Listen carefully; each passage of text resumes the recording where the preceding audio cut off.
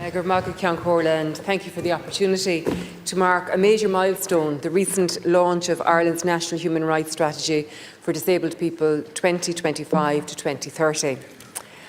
It was in fact fitting that the strategy was launched in the Round Room in the Mansion House, the venue of the very first Dáil.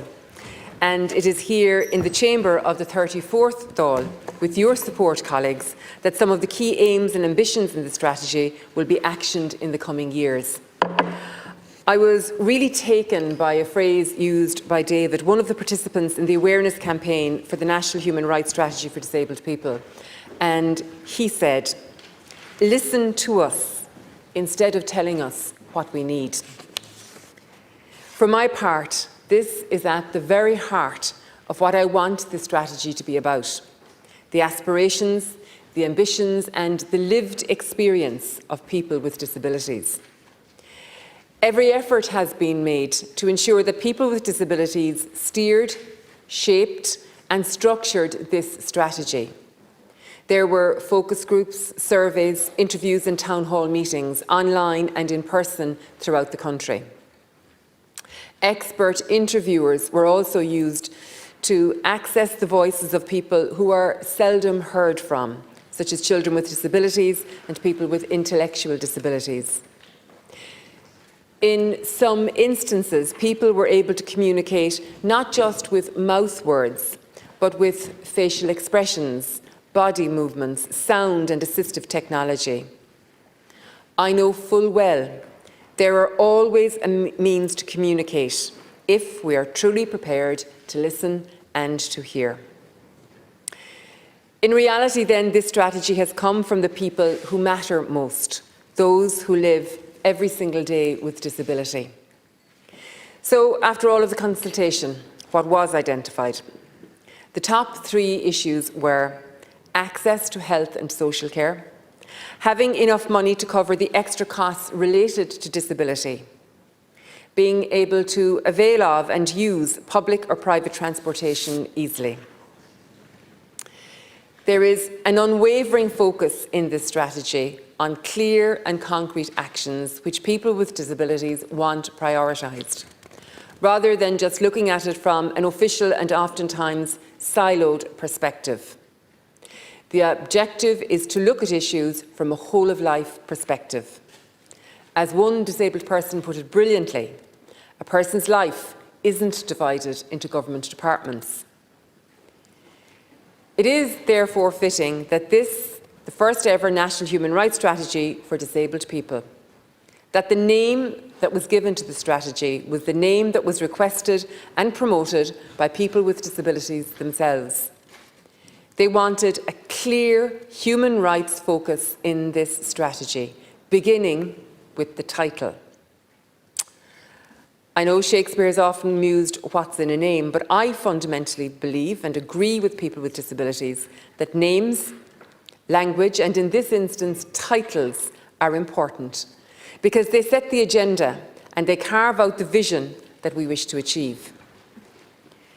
The strategy is structured around 5 core areas: inclusive learning and education, employment, independent living and active participation in society, well-being and health, transport and mobility. Let me briefly outline the ambition behind each one of these areas. The first area, known as a pillar, is inclusive learning and education. We have made progress in recent years in terms of education for people with additional needs. We've doubled the number of special classes to 3,500 and created 16 new special schools. We have over 22,000 special needs assistants and over 20,000 special education teachers. In total, more than 40,000 professionals dedicated to the area of working with young people with additional needs.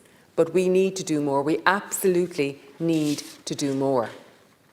We know from OECD data that education gaps are at the root of persistent disability and employment gaps.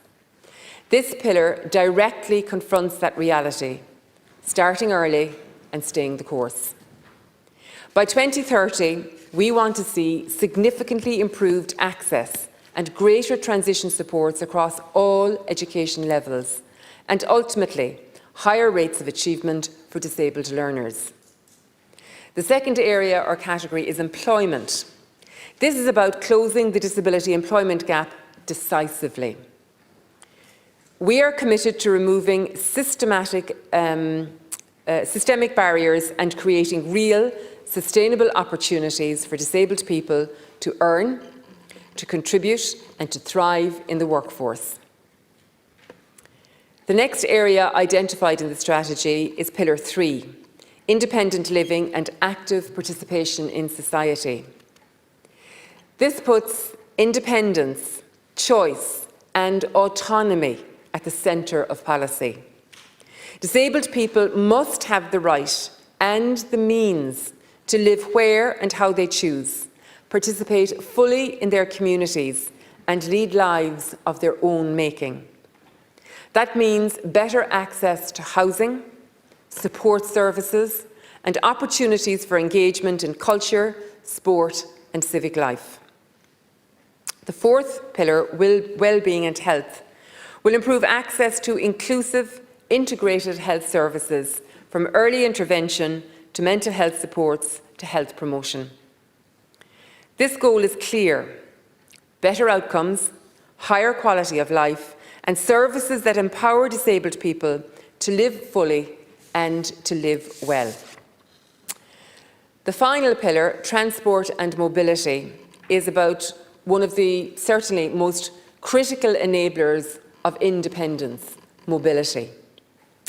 According to Census 2022, difficulties with transport and leisure participation are the most common challenges faced by disabled people. We will eliminate those barriers. By 2030, disabled people must be able to move freely and confidently, whether by bus, train, car or foot, in environments designed with inclusion in mind. And policy will be shaped in full consultation with disabled people themselves. As a country, as a republic and a society, we must do better for people with disabilities. Tá sé thar am dúin doling lech leis na deachrachtaí agus na dúchlánaí a bhaineann le mí chumas. Tugann an stratéis náisiúnta cearta an duine de dhaoine faoi mí chumas, an deis seo dúin tús nua a chur chun cín. Gothanna có onanna, gníomhartha có onanna, tauchaí có onan. Equal voices, equal actions, equal futures. This is the motto chosen by disabled people themselves for this new strategy. Their message is clear. They want to be treated the same as everybody else. Not differently, not better, not worse, the same as everyone else. Equal voices, equal actions, equal futures. Time and again, people with disabilities have shared with me their strong view of nothing about us without us. How right they are. At the heart of developing this strategy have been people with disabilities. They have carved and shaped every aspect of this strategy. That's a first in this country, and it's an important first. I am determined not just should they carve out the strategy, but that people with disabilities should be at the heart of its implementation. And as a consequence, people with disabilities will sit on the various implementation groups for the strategy. That is as it should be. The Taoiseach, Micheál Martin, will also chair the Delivery Committee, which will report to him every 6 months. This in conjunction with the dedicated unit within the Office of An Taoiseach, the Disability Committee, and of course the implementation groups. This is where the accountability will be, ultimately through An Taoiseach meeting every 6 months for updates, reports and progress. The National Human Rights Strategy for Disabled People can be a game changer for disabled people in this country. I look forward to working with each one of you in this chamber, and indeed everyone outside of this chamber, to make sure it does what it sets out to do. Equal voices, equal actions, equal futures. For Margaret Clancorla.